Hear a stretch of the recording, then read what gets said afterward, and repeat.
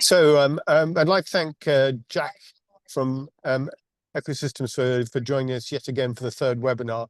Jack, thanks so much for this. I really think these systems are really crucial for sustainable riding schools. So let me hand over to Jack, and I'll join you later on.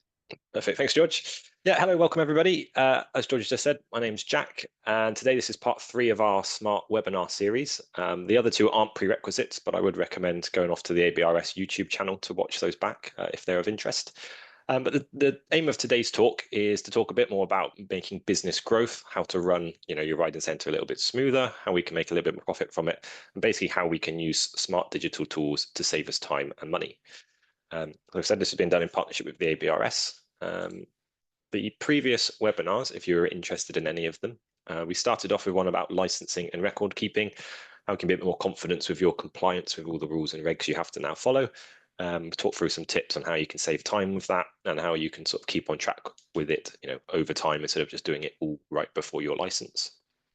The second one in the series was about reports and numbers and how we can use really basic and broken down reports to set smarter pricing, make better decisions with that, how we can improve our schedule, trying to reduce gaps or being open on days where we're not making much profit, and then how we can use horses better, making sure we're not overworking or underworking some of the horses you have in your center. Like I said, none of those are prerequisites, but today we're going to sort of round that off and talk about how digital tools can save you time, reduce sort of no-shows, and help your riding school grow with sort of a better communication with your customers. So the plan for today, I'll go for a quick introduction, talk through some common challenges.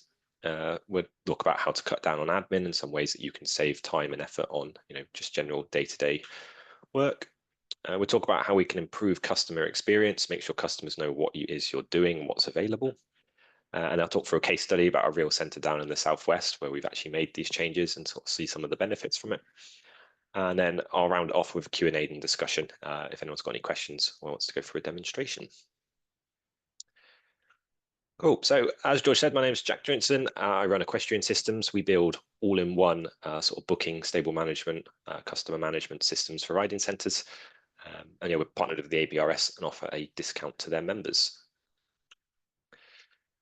Cool, so jumping straight into it. So common challenges. One that we see all the time with centres is missed calls and lost bookings. Ultimately, if someone rings you up and goes straight to voicemail and leaves you a message, if you don't get back to them within, some sort of reasonable time frame, or you forget, or they call back again and you don't get through, ultimately this is going to lead to lost bookings. People may try once or twice, but most people are unlikely to call back a third time. Ultimately that's giving them a bad experience. They're going to have a bad opinion of your centre without even touching foot on it. And ultimately you're missing out on potential revenue from those customers. Another one is last minute cancellations or no-shows. Again, this happens quite regularly. Some stats from another system has found out that they think most centres have about 15% of all bookings cancelled, which is quite shocking. So again, there's a lot of this happening, and if you're not taking payment in advance or you're not keeping on top of this, this is a really easy way again to lose out on money. You can have instructors standing around with nothing to do. Again, not keeping on top of this is costing you more than you may think. If you actually add up all the cancellations that you have that you're not able to fill, this actually costs your centre quite a lot. I'm sure you've all had it where people haven't shown up, haven't paid, and ultimately it leaves a bad taste in your mouth as well as physically costing you money. The next one is chasing payments. Again, lots and lots of centres are taking payments either via bank transfer or on the day, and taking the time, I suppose, to go through, check who's paid and who's not, and then chasing them up is really, really time consuming. One of the centres I've worked with recently was spending about 7 hours a week just chasing payments. If you try and work out how much that's costing you for that 7 hours, it really does start to add up. That's a lot of time that you could be spending on other things, to help your business grow. Another case with this chasing of payments is sometimes people aren't aware of who actually needs to be chased. It's quite easy for someone to mark down that someone's paid if they haven't, or tick the wrong person. And again, you could have people turning up to lessons and riding who haven't actually paid. So again, this is a big way you could be losing money.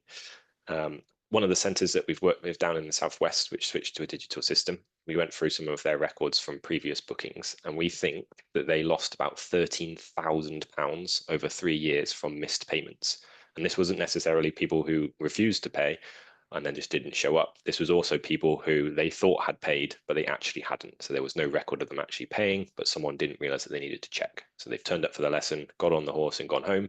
No one actually checked that they hadn't paid. So 13 grand over 3 years is a lot of money. That's really quite shocking. This is something we spoke about quite a lot in the last webinar, but having gaps in your schedule, whether that's, for a few hours a day, or, just lessons not being fully booked, ultimately you're still paying for your instructor and all your other fixed costs around, rent, license and all that other fun stuff. Ultimately, if you're not able to fill those gaps, that again is costing you money and it's reducing the profit that you're able to make. And the last one I'll talk about on this sort of common challenges page is poor communication. There's lots of centres out there who will just have on their website, please email or call us. And I'm sure all of you have had people just send emails or call saying, I want to book a lesson. And then you've got to go back and ask what they're interested in, how old they are, heights and weights, all the other things that you need to collect. They may send that back, then you've got to ask for availability. And again, there's lots of back and forth here. And not only is that wasting your time, but again, it's quite a poor experience for the customer. If they have to call up and leave a voicemail every time and it takes you a day or two to get back to them, you can be talking best part of a week to get someone booked in. Again, this is leaving a poor taste for them. It's costing you time. Something else we see with this as well is people not actually being aware of what's available.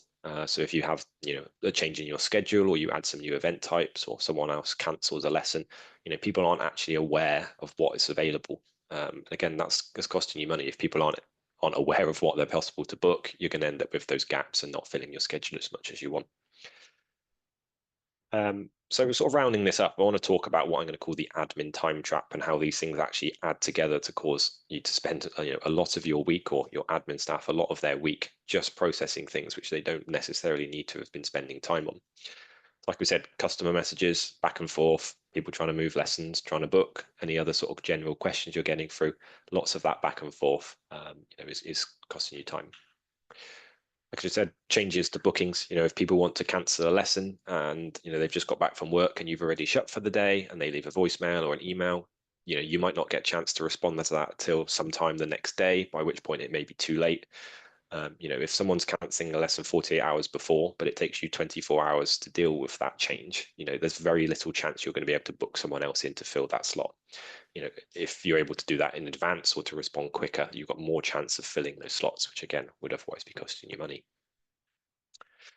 I mentioned obviously the chasing of payments, but payment tracking in general is really time consuming. Like I said, checking who's paid, who we need to chase, and then actually chasing them takes a lot of time.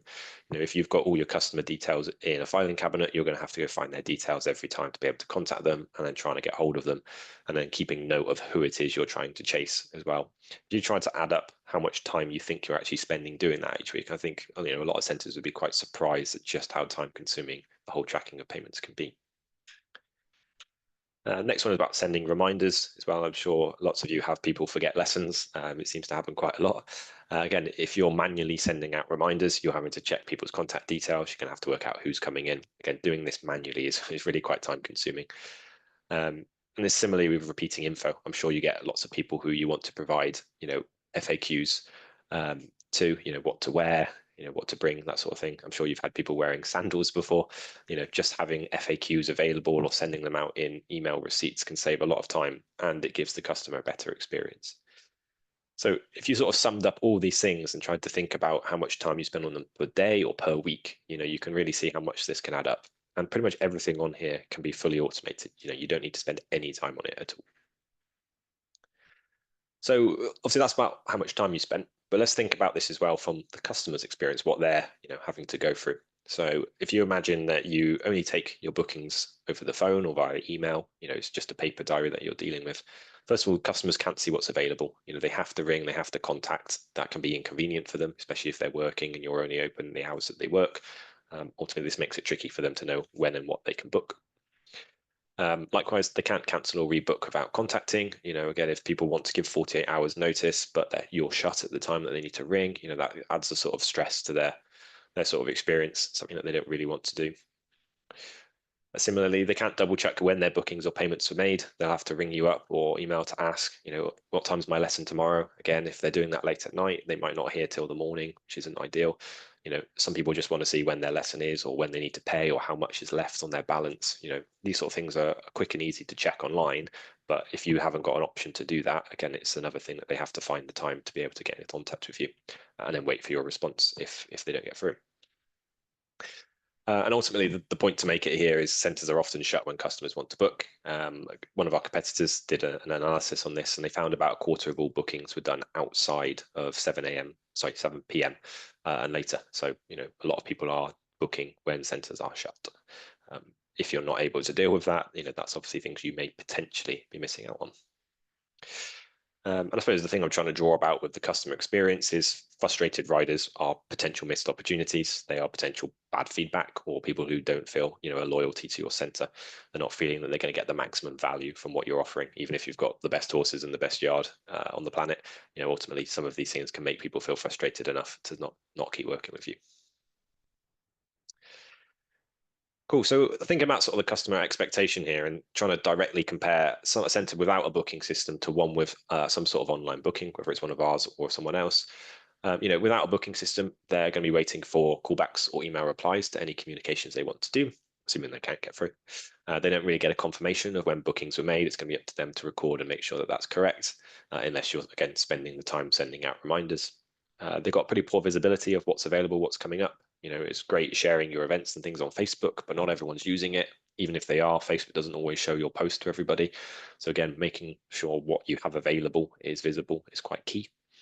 And again, the manual payment side of things, not everyone's comfortable just bank transferring random amounts of money, especially if they don't know how much they owe. So, again, it can be time consuming and not a perfect experience for the customer. The benefits I'm hopefully trying to draw today with the online booking is obviously people can book online 24/7. They can do it when it's convenient to them. They get an email instantly with any receipts or anything they book, and obviously they can log back in online to check when their bookings are or what they owe if they haven't paid in advance.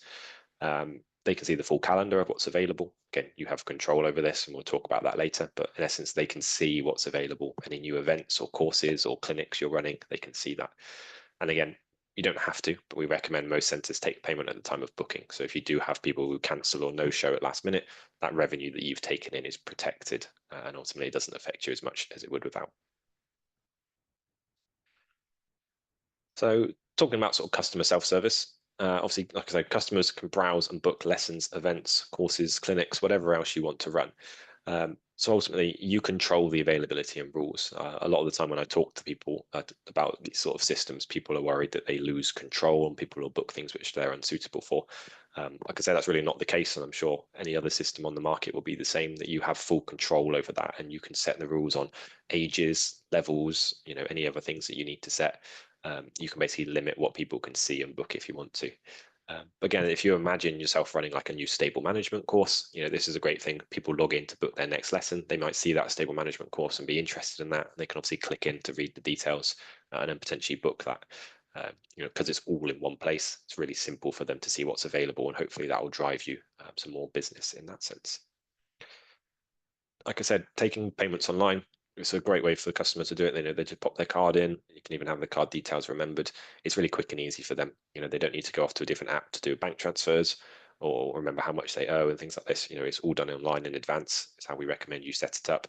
And then ultimately, you're getting that revenue in advance. If they don't show up or whatever, it's protected, and you can obviously report. You can see all that breakdown all in one place to make it nice and easy. Next one is about rescheduling themselves. Like I said, as some data was taken, about 25% of bookings are taken outside of that time, but also you've got that 15% roughly of lessons being cancelled. Again, if people can reschedule themselves online, they can do it when it's convenient. And because that availability will then show back on the calendar, there's a chance that other people will be able to book into those spaces. So again, you have less chance of getting gaps here. So you've got your money protected if they don't give you enough notice, but ultimately if they do, there's more chance of someone being able to book into that slot. And as we said as well, things like automatic receipts, sending out of FAQs, and just making some of those things that people need, really easy and accessible. Again, just saves you some time having to do that back and forth. So talking particularly about no-shows and cancellations.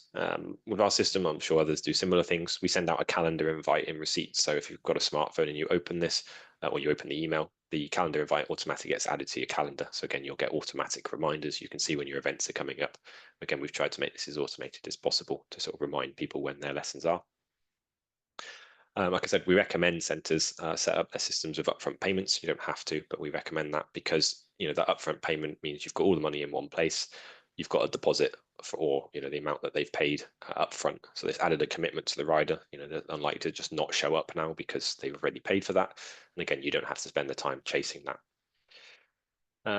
It's worth pointing out, because I'm sure people are probably thinking this now, with the online booking, you get a cancellation window. So you can set how much time people need to give you notice if they want to cancel or reschedule. So if you want to make sure they give at least 48 hours notice, for example, that can all be set. If they don't give you enough notice, then ultimately they forfeit the amount that they are due. And the other thing as well, revenue is protected with the online balance. So the way we normally set these up is if a customer tries to cancel or reschedule, they get refunded the amount that they paid into their online balance. They respend that with you.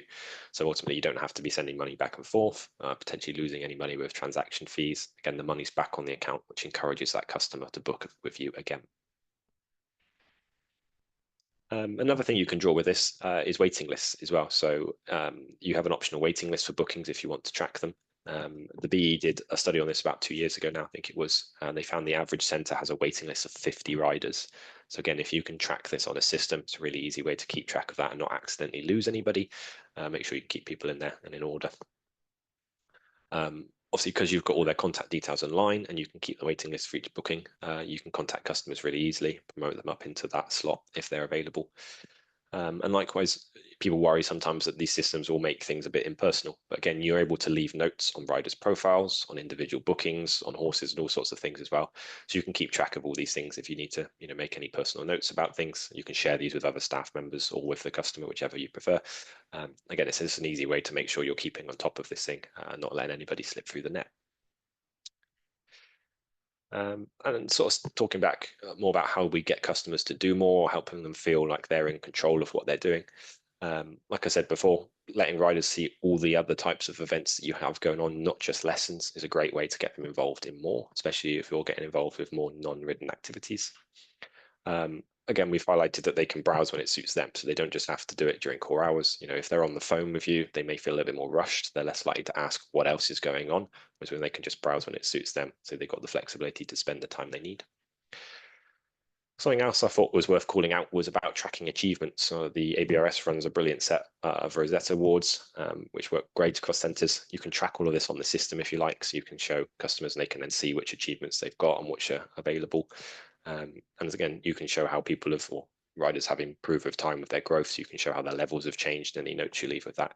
And this is a great thing for children. They love the achievements, but it's also great for parents or carers as well. Being able to see how their children are improving with time makes it feel like it's less of just going off the ride and that's it and done. Seeing how they're improving and progressing with time is brilliant for that as well. And I suppose I'm trying to round this off with saying, the better your customer experience is, hopefully the more income you're going to get in from what they're booking. But also, if they're feeling positive and feeling like they're getting good value from what they are, you're obviously more likely to get that loyalty from a customer as well. They may recommend it to other people that they know. They're more likely to keep coming back, and generally you're going to get a better experience.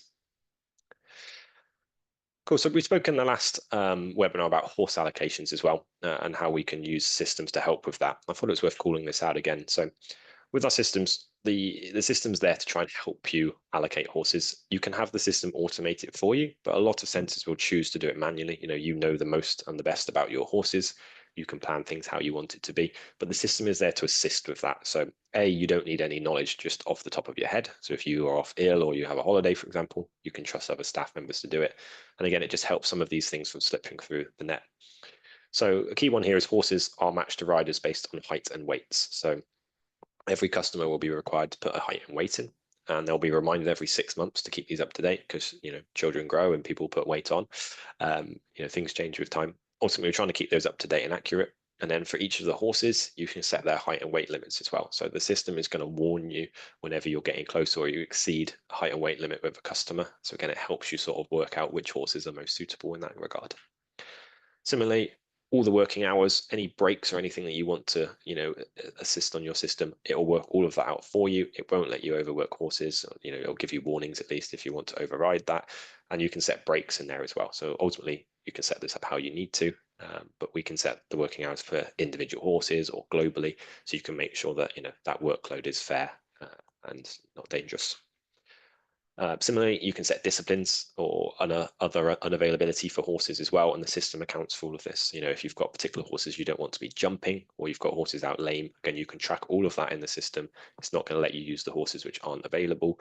And ultimately, this is great as well for your license. You can show that you're keeping within your hours. You can generate the reports of that. You can show how else you've been sort of looking after your horses, and it's all tracked and logged automatically. So like I said, the example of, if you've got other staff members who want to come in and help with some of this stuff, having all this data available is brilliant to help with that. I mentioned notes on the previous slide as well, but you're able to set loads of different note types on the system. So if you want to leave some suitability notes about particular horses and say, not suitable for nervous riders or other aspects, all of that can be logged and stored in there. Likewise, you can leave notes for particular riders. Again, this doesn't have to be made visible to them. So you can leave notes and say, Johnny doesn't get on well with Cookie, and leave some notes about which horses they get on well and stuff. You can also have it so riders can leave preferences when they book, so they can choose which of the horses they want. Again, it's completely optional, but it's all in there to try and, keep that sort of rapport with your customers and making sure you can track all of that for you. Cool.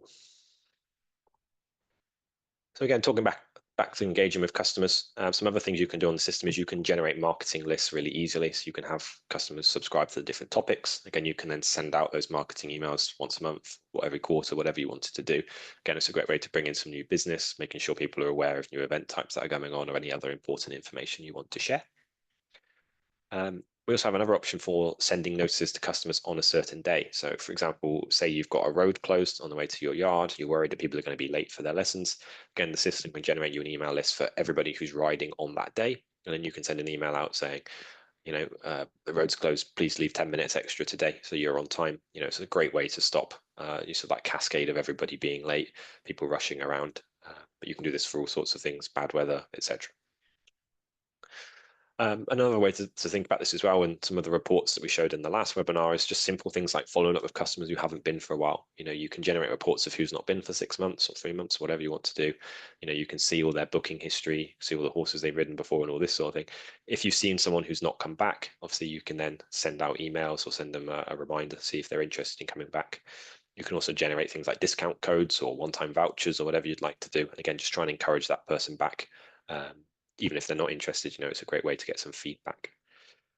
And on that topic, again, collecting digital feedback on a system is a great way to get feedback on the teaching the horses, the yard, and also the experience the customer has trying to book and change things. Again, great way to look at improving your business to see what your customers actually think. So I wanted to talk out some more small changes. Hopefully I've given people a good idea of things to think about and some benefits they may get, but some other sort of general changes you can make to your yard which may have some big benefits. Things like including clear, frequently asked questions for new customers. Obviously, I gave the example of people turning up in sandals. I'm sure you've all got stories of people wearing all sorts of silly things. But again, including clear FAQs for new customers, really easy way that they don't need to then contact you to ask some of these things. They don't have to worry about what they're doing. Again, you can send these out in an email or just include an FAQs page on your site, just telling people what to wear, etc. Charging for things like hat hire or other optional extras is, again, it's a brilliant way to make a little bit more revenue, but also encourage customers to purchase their own hats, which I'm sure most centres are sort of aiming for. Again, you can just charge £2-3 for a hat hire. People can choose it at the checkout if they like, and again, it brings you in that bit of money and makes people think about the hats, I suppose.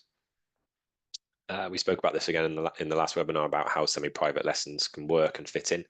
Again, I thought it was worth calling out. They're a brilliant way of bringing in some extra money. Ultimately, you're paying for the instructor for that hour. If you can get 2 people in that lesson, especially if they know each other, it's a brilliant way for them to still get that sort of high-quality personal lesson. That's a bit harder with a group, but you're bringing in more money in that time slot. So it's, yeah, definitely worth looking into. Some other things that we've seen work and can be really beneficial are things like block booking. You can either enforce that people have to book 6 lessons in a row or something like this, but you can also encourage it with discounts and other schemes as well. So, for example, you can offer discounts. Book 6 lessons in one go and get £15 off, or whatever you want to do. You can set all sorts of sort of discount schemes and other things. Again, this is brilliant because you've then got the customer coming back for a repeat booking, so you can build up some loyalty there. Especially if you've got things like group bookings with blocks in, great with a group of kids who are with each other all the time. They build some friendships with each other, etc. So it's a great way to guarantee those sort of bookings and revenue in the future, and giving the customers some sort of benefit for doing so. And we mentioned it as well with bringing back customers who may not have ridden with you for a while, but you can do the same thing with new riders. If you want to offer a discount code or cheaper introductory lessons or other things, you can offer all of those on the system as well. Make it really clear to the customer and offer those things. It may be a bit harder over a paper system. You might not know who's new rider versus been with you before, etc. So it's a really easy way to sort of manage that, get people through the door. Cool. So yeah, lots of talking from me. The last sort of bits from me, the first bit's on this case study. So this is a riding school down in the southwest that we've worked quite closely with for a couple of years now. They were unable to keep up with the number of phone calls and email. So ultimately, people were ringing up, leaving a voicemail. The voicemail list was getting so long that when the admin staff came in the next day, they weren't always getting to the bottom of the list. So people were waiting, 2 or 3 days, or if they had closed days, even longer, to get responses to some of their phone calls, and same with emails. And it got to the point where some customers were waiting so long for these things being responded to that they'd then call or email again. And you can imagine this was a very poor experience for their customers. Like I said, customers were really unhappy about this slow turnaround time, to the extent that they were getting some negative feedback online, which is something obviously people want to avoid, about how bad this was. They also found, probably in a related sense, that they had poor uptake on new events. They were struggling to get bookings, which is ironic, seeing as they were struggling to keep up with the number of contact that they had. But when they did launch new events or made changes, they had poor uptake on this. And ultimately, we think this was down to people not being aware of some of those changes being available. So talking about some of the improvements they had. So they switched to a digital system provided by us. We helped set them up. We customized it to how they want it to work, and tailored the system to them. And ultimately, they switched to online booking. People paid in advance, and obviously the majority of customers then became self-service. It's obviously worth calling out here that on our systems, as an admin, you can still book people in on their behalf if you want to do that sort of personal rapport, or dealing with, say, older customers who aren't so tech savvy. You can do all that on their behalf, so you don't lose that control in that sense. But the majority of customers became self-service, which really took the load off their office staff. Like I said, they took all their payments in advance. There was no more chasing of payments. There was no more slipping through the gaps. Like I said, we think they lost about £13,000 in 3 years from payments slipping through. So again, all of this is in advance. Obviously, the biggest thing to call out here is the admin time. They think they saved about 7 to 8 hours a week on admin time that they were spending on chasing payments, dealing with voicemails, etc. So say 7 or 8 hours a week given back to them. Like I said, they also then found that the new events that were advertised were available on the system. People could see them. They could make notices and other things on there as well. People started booking these events. So that started to be a big benefit. So one of the biggest stark results I've seen from this, and this is quite a large number compared to some centers see, but their bookings increased by about 2.5 times. So more than double the number of bookings they got. And again, this was simply because they couldn't deal with people contacting, trying to book before they were actually physically missing bookings, but also that poor experience that some customers were getting was pushing people away. So we're talking about 2.5 times improvement on bookings, which is pretty magical. Better feedback from customers, just verbally and online. Brilliant thing for them to do around, probably tied into the bit above as well.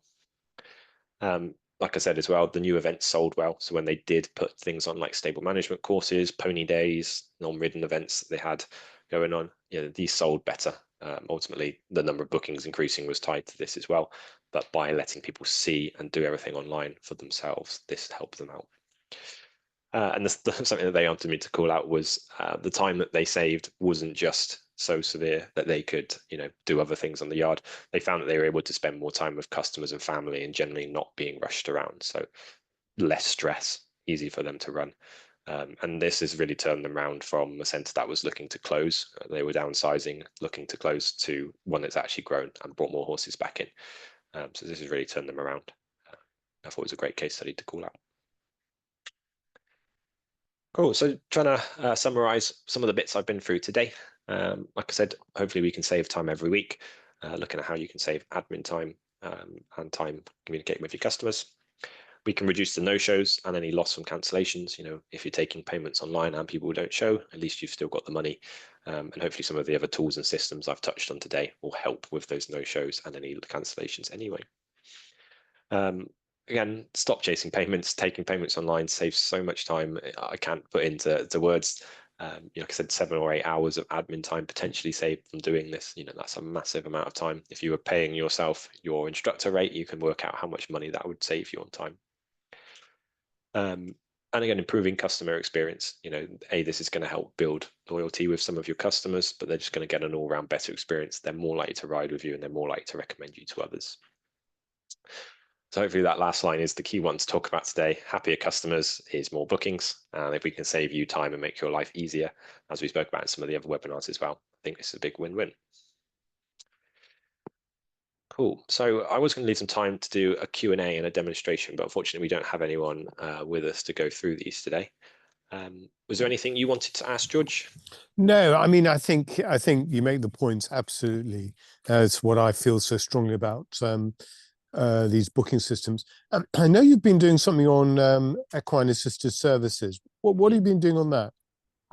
Yeah, so we're seeing quite a lot of centres look to non-ridden things to help the business. So yeah, we've now got a system which we call the student manager system, which basically allows centres to track all of the things that they'd need to do to have a council license for teaching, in essence. Alternative provision, I think is the name for it, isn't it?